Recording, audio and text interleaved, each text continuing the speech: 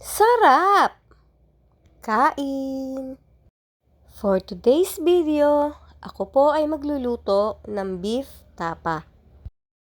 At ito po ang mga sangkap na aking gagamitin. Sa 1.5 na kilo ng beef sirloin na may kasamang taba. Kapag ako po ay nagluluto ng beef tapa, ay akin muna po itong pakukuluan sa kaunting tubig at tatanggalan po ng iskoma. Hindi ko po muna nilalagay ang mga sangkap hanggat hindi ko po ito nalilinisan. Pakukuluin ko lang po siya ng pakukuluin hanggang sa lumabas po ang mga iskoma or dumi ng beef.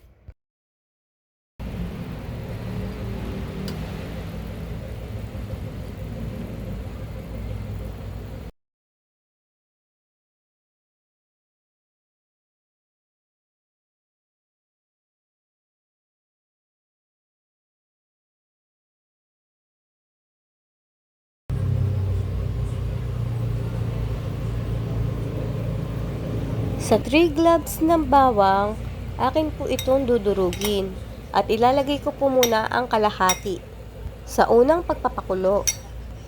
At akin na po isusunod ang suka. At ako din po ay naglalagay ng calamansi juice.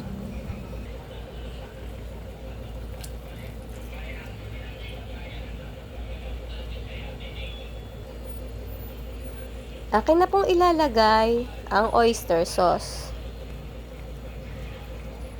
Maglalagay din po ako ng regular soy sauce at ng Knorr liquid seasoning.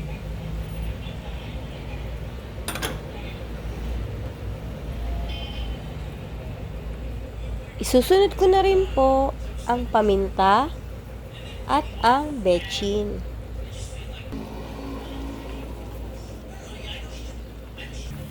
Akin lamang po itong pakukuluan sa mahinang apoy hanggang sa maging kaunti na po ang sabaw. Kapag malambot na po ang karne ng baka, akin na pong ilalagay ang asukal. Hindi ko po muna talaga nilalagay ang asukal hanggat hindi pa po malambot ang karne dahil maaari po itong hindi lumambot agad.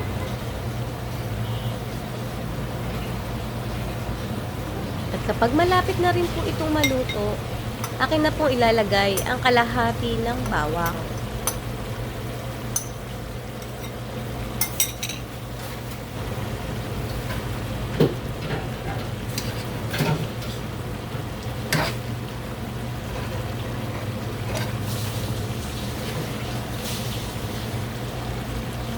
At ang pinakahuli ko pong ilalagay ay ang malinis na mantika.